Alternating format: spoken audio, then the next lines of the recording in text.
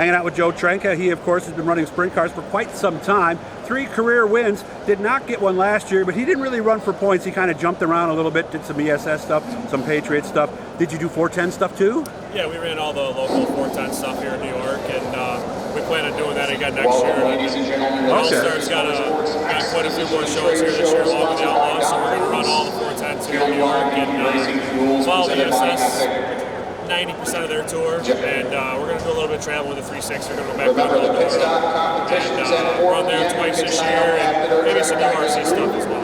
Okay, all right. How's your stuff look right now? How are things back at the shop? Good. We usually stay on it all year round. We usually take a little bit of a month break right around Christmas, but everything's good. We got cars, they're together. We need some lettering done, but other than that, Don Ott's dynoing a couple of our motors and getting some stuff freshened up and waiting on some wings. Other than that, everything's good to go. And if you know sprint car engines, Don Otts is one of the guys everybody wants to have build their engines. I wanted to get to one thing before we get too far along here. Syracuse Microd Club is here. You are a graduate yourself. My daughter was a graduate. It seems that every single person I run into, these kids that ran that stuff, they seem to do well later in life. I've said the two are related. Do you agree?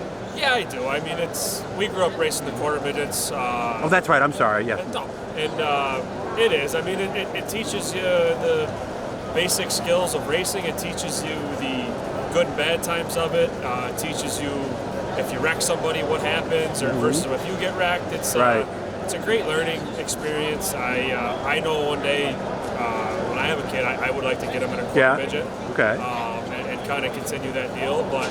No, quarter midget and the Microd clubs are a great thing. I know they've struggled with cars here and there. Yeah, you know, especially recently. It seems it goes into circles where there's a ton of cars and there's not a lot of cars. So I'm hoping it can stay afloat and it can go on for years to come because there's been a lot of really good race car drivers. The list is enormous, really. That I race with and also that I'm friends with that have came out of either the quarter midget or the Microds. Yeah, because I think it kind of forces you to grow up a little bit quicker. I said the other day, I think you learn more life lessons in one season as a kid in either the quarter midget or Micron Club than most people learn in their life. Is that an overstatement?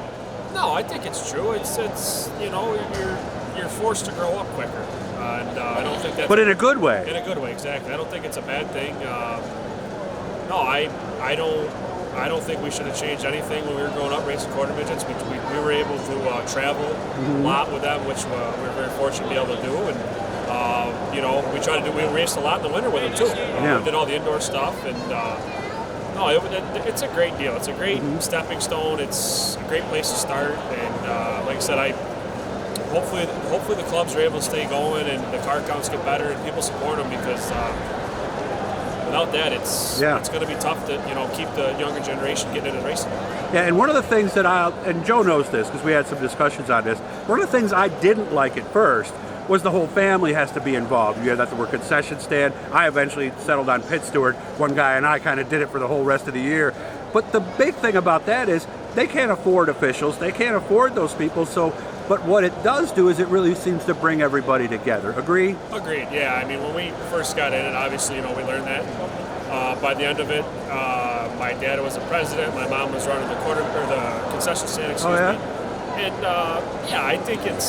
I think it's for the better. There's some families who, either the mother or the father might be working that night. They can't do that. So, it's not like it's a, have your hands tied behind your back where you have to do it, but it's strongly encouraged because, it does bring everybody together. And, the club, we can't afford to pay people. Yeah, you can't afford a pit steward, flaggers, or anything like that. Scorers. So, it's great that they do that. It's strongly encouraged, and I don't think it should be changed. Yeah, and again, I was not for it at first, but then once I got doing it more, and it became more obvious at that point why. And of course, if you guys do cheerleading and other activities, you do the same kind of thing. So it is similar in that aspect. So the goal this year, we going to follow the entire tour, or are we still going to do 410s? Yeah, we're going to run 410s still. We're going to run about 90% of the 360 stuff. Okay. I think we got 13 410 shows on our schedule just in New York. So that's awesome that we'll be able to race an hour and a half from home on the 410 shows and get a little more seat time in them. But no, we're going to run about 90% of the ESS stuff. We're going to travel a little bit. We're going to go to Eldora a couple times with the sprint car. Cool. So, yeah, we're just gonna have fun again. You know, it's tough for us to follow a series full time with my job, my guys' jobs. So it's would we like to? Absolutely. If my grandfather had his way, we'd be racing 90 times a year. But right now, it's just not feasible. So Ron's doing well. He's doing well. Yeah, good. He's a spring chicken, man. He's the first one up in the morning when we're racing. He's the last one to bed. And like I said, if he could, we'd be racing full time, and we'd have guys in the shop working on race cars. But where I'm at in life, where my guys are in life, it's we got jobs. We got good jobs, and we got stuff to take care of. So it's a little bit harder for us to travel as much as we used to.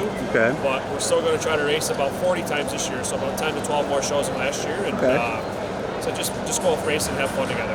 After you watch Kelly's interview, send me a message and let me know what you think, okay? Sounds good. Because there's a subtle message in there that's maybe not so subtle. So good to see you again, Joe. Say hi to the family for me, okay? Appreciate it. Thanks, Doug.